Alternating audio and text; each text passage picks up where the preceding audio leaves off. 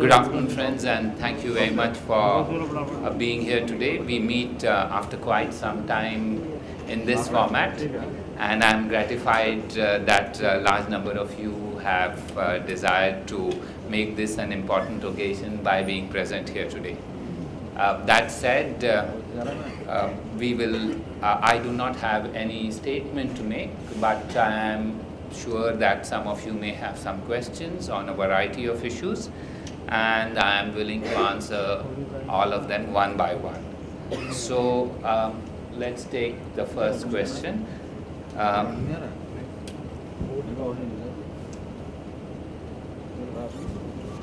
Thank you. The Ministry of External Affairs looks at the move of the present government, Mr. Modi's government, to invite the leaders of SAARC nations. And do you think that it has come, all of a sudden for the Ministry of External Affairs? I don't know what you're saying. Why are you making a different? I understand your question, but I think philosophically I don't understand that. The invitations went from the Foreign Secretary, Mr. Sujata Singh, on behalf of the Government of India. So what's there? Why do you make that distinction between the Ministry of External Affairs, which is implementing the decisions of elected representatives of India? Is that not what all democracy is all about? Yes. Manish? Yes, please, Manish. Akbar, how do you look at the timing of the attack on the Indian consulate in Jalalabad, in Herat, sorry? And could you give us an update in terms of where is our investigation pointing to, who's behind this attack? Manish, you already have heard the responses of the Indian leadership on that. Obviously, all of us strongly condemn this cowardly terrorist attack on the Indian consulate in Herat in the strongest possible terms. This attack once again underscores that the main threat to Afghanistan and its peace and stability and security stems from terrorism beyond its borders. Our diplomatic premises in Afghanistan have been repeatedly attacked by elements who clearly do not support the Afghan people's effort to rebuild and redevelop their country. Attacks of this nature will not dilute India's commitment to assisting Afghanistan in its reconstruction and development efforts. As you are aware, our leadership has saluted the valiant efforts of the Afghan National Security Forces, who immediately came to the assistance of the consulate and succeeded in neutralizing the terrorists. This is a debt of gratitude that we shall never forget. Now, as regards anything else, we are right now, even as all of you are assembled here, we are assessing the situation. Obviously, this is a whole of government of India approach that we take in such matters, and that is being undertaken right now. Once we are further ahead on this, even while we work with our Afghan friends, because ultimately it is their territory, they have the resources and information on that, we will work with them very closely and share the outcomes with you at a certain stage. Yes, ma'am, Padma Rao. Akbar, can you just recap for us who all has been elected for the inaugural among the regional countries, who did, and also there is a tweet from President Sri Lanka that he, in order to to counter the reaction from the Tamil Nadu politicians, he's considering bringing the Chief Minister of the Northern Province, Justice Vigneshwaran, also with him. Could you outline and confirm who's confirmed and whether you have a confirmation of the Sri Lankan? Okay, let me start with giving you the factual information that you have asked, and that is invitations were sent to 8 leaders. And we have confirmation from 7 of them.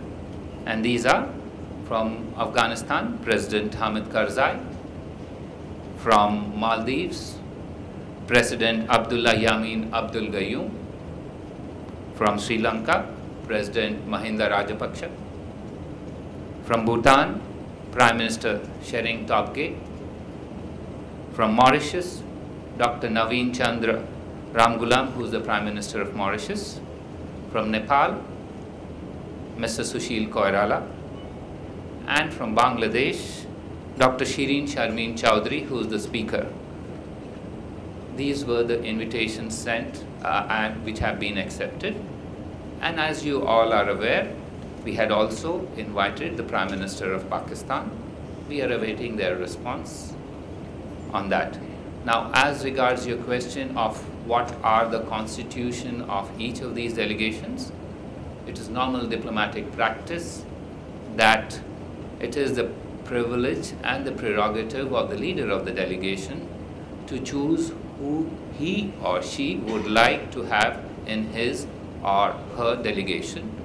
As a host country, India will be gracious and accept the delegation as is decided upon by the leader of the delegation of that country.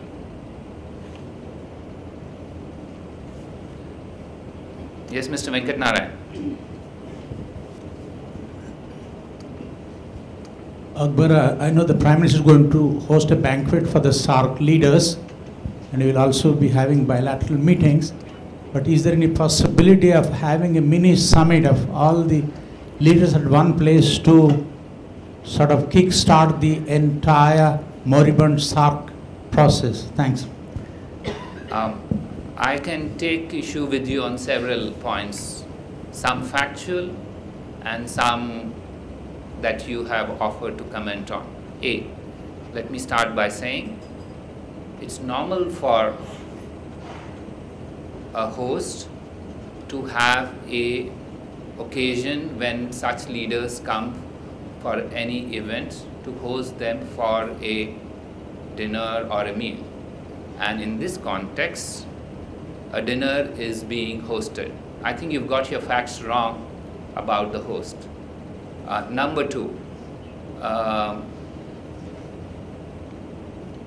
you had asked about bilateral meetings. Again, it's normal practice that when a senior leader comes to your country as a gracious host, you also have short meetings which are of a limited duration as a courtesy and as a gesture to the incoming guest. We pride ourselves on being gracious hosts, and therefore there will be short duration meetings on basis of very limited number of participants between our leadership and the visiting leaders.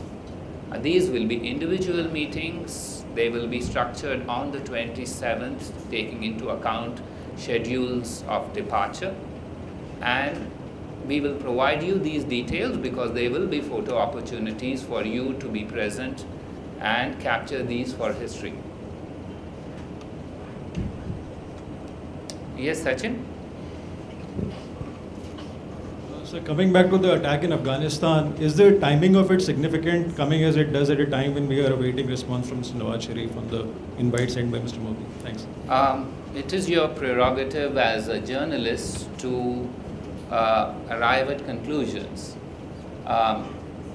It is my duty as a diplomat to assess and weigh every issue before I arrive at that conclusion. As I indicated to you, we are right now in a process of examining what are the issues in an event which we have all condemned and which has certainly shaken our officials there. But we are now assessing these events carefully, going through them and evaluating what they mean in terms of other issues. I wouldn't like to jump to any conclusion at this stage, but I would like to assure you that we are examining all these matters very closely. Yes, ma'am. Yes, sir. Yes.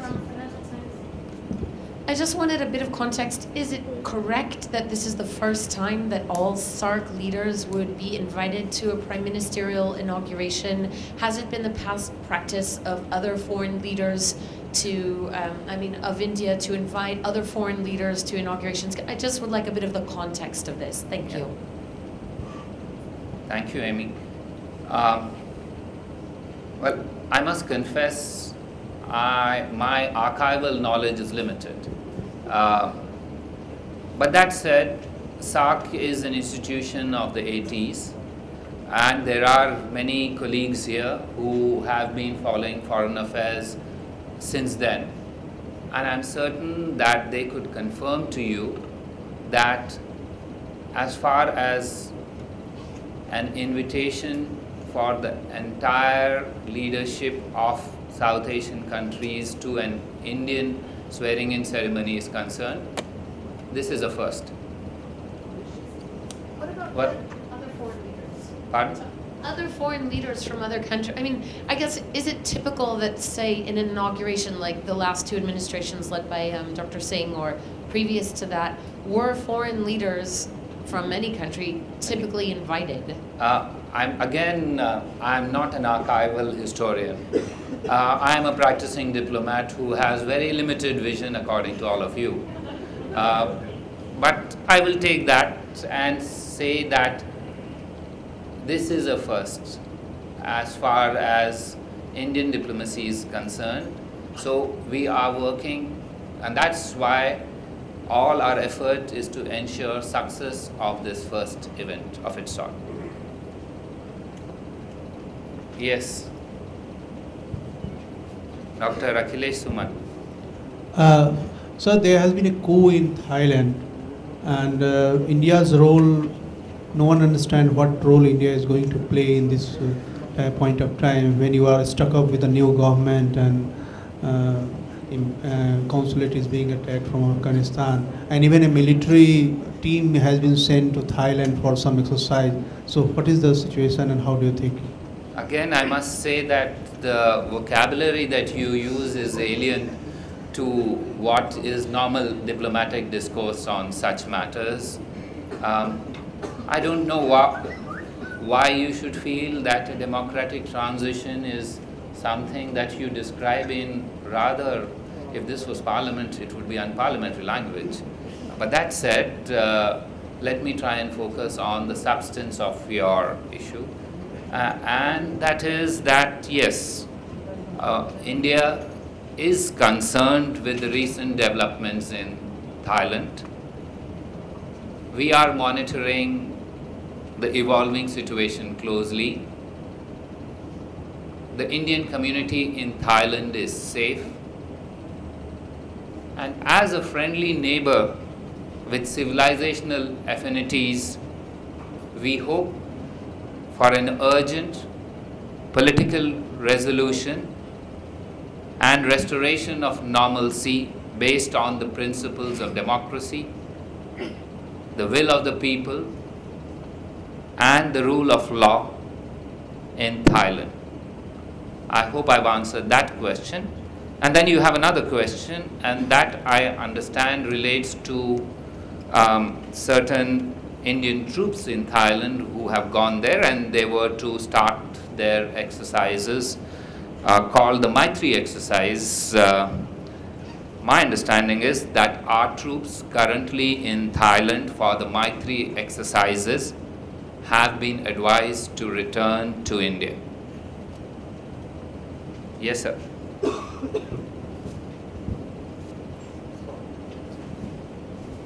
My question pertaining to Sri Lanka, draw your attention on Sri Lanka. You're welcome. The entire political parties of Tamil Nadu and the Chief Minister of Tamil Nadu have expressed their displeasure about the President Rajapaksa visit to India. How the new government is looking at this Tamil Nadu political parties and the Chief Minister's reaction?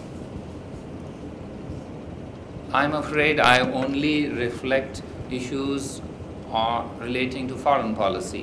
What you are referring to is beyond my normal domain, because these impact on matters of a domestic nature relating to political parties and their approaches on a specific issue.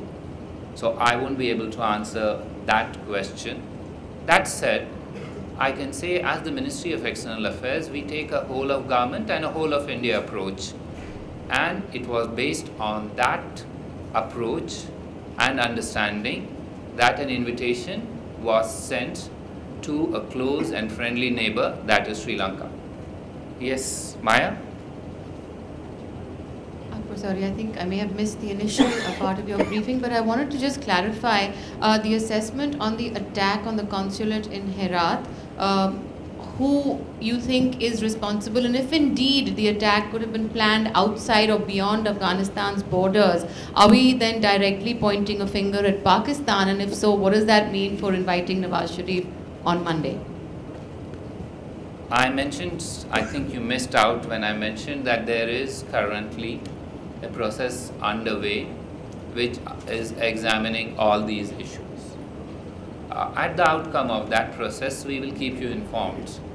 We are carefully examining and assessing all elements in regarding this dastardly attack. I have also indicated some elements of our approach to this prior to your coming here, so I would suggest that these are available on the record and you can use that. Yes, sir. Is it possible for you to disclose whether the new Prime Minister designate has sought inputs from the ministry before the invitation was sent out for the SAARC heads of state? Sir, those of you who are here and who've come before are aware that I never use this pulpit to discuss intra-governmental issues. That's always been, the Ministry of External Affairs takes a whole of government and a whole of India approach, and I will not deviate from that. Yes, Ranjana? Sir, have any opposition leaders also been invited, SAARC opposition leaders? The talk that Begum Khalida Zia. Ranjana, in response to an earlier question, I explained to you all the invitations that were sent.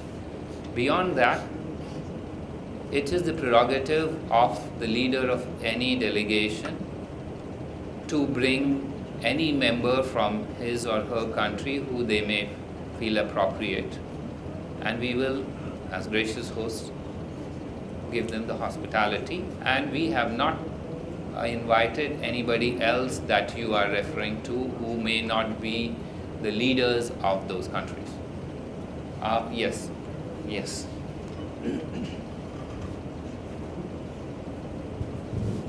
Akbar, the invitation to the Prime Minister of Mauritius was sent along with the invitation to the SAARC leaders, is it? I mean, and why? Could you explain that one, please? Sure. Let me explain. The invitations to the SAARC leaders were sent as a collectivity in terms of South Asian neighbors.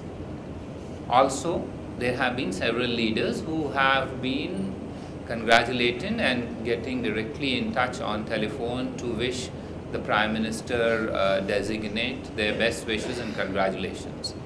The letter or the invitation to the Prime Minister of Mauritius follows one such contact. Yes, Nas.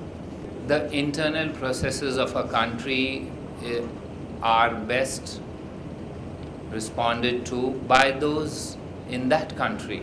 It's not for me to respond to what are the processes underway in a country for decision making. We are a patient people and we will wait for the outcome of that process. Yes, sir. Pakistan की जेलों में हमारे Indian fisherman सभी उनकी क्या position है और क्या कुछ ऐसे भी सिग्नल्स हैं कि उनको कुछ वो लोग छोड़ने जा रहे हैं?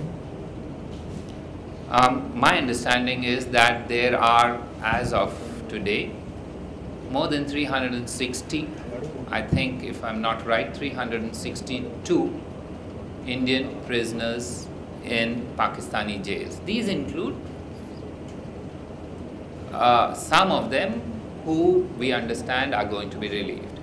But our approach has always been, as far as we in India are concerned, that once a fisherman or a civilian prisoner completes his term, we release them.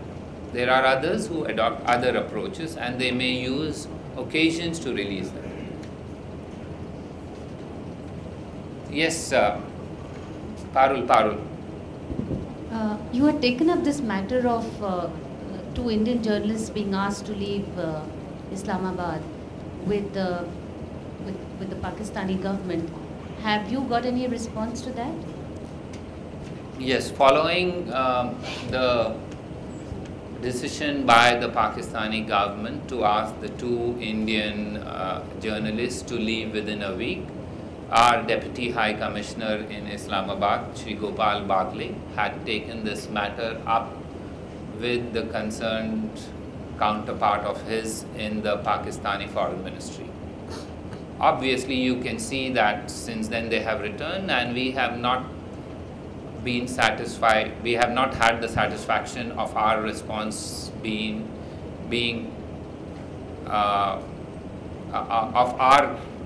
me rephrase it. We've not had the satisfaction of our request being responded to satisfactorily. Yes, Ranjit? The IFSA summit has been scheduled on 6th of June. So would you confirm, are you going to organize it? I don't think your facts are correct. Thank you. Yes, well, today Dr. Hamid Karzai has talked to Mr. Modi, Prime Minister designate. I have heard that what you have said in the media, but I am asking that whether he has also shared the same perception that the elements beyond the border of Afghanistan are involved in this attack? Look, when two leaders of two countries talk, they share a lot of information. And it is not my duty to share with you all elements of that information, because then it would be a public diplomacy effort rather than a confidential conversation between two leaders at a very high level. What I can tell you about that conversation, however, that it was a conversation which lasted approximately 10 minutes. It was initiated by President Karzai, during which he did brief Prime Minister designate about the attack and assured him that Afghanistan would do everything to protect India's missions located there. Prime Minister designate thanked President Karzai for the efforts of the brave Afghan forces who had been able to thwart the attack. He assured President Karzai that the attacks of this nature will not dilute India's commitment to assist Afghanistan.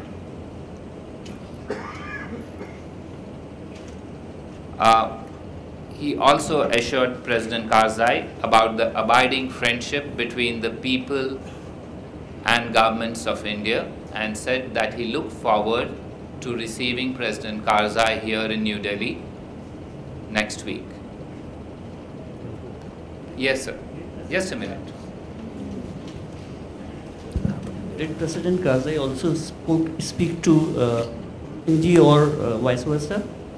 I have no information of that as of now. I don't think so as of now.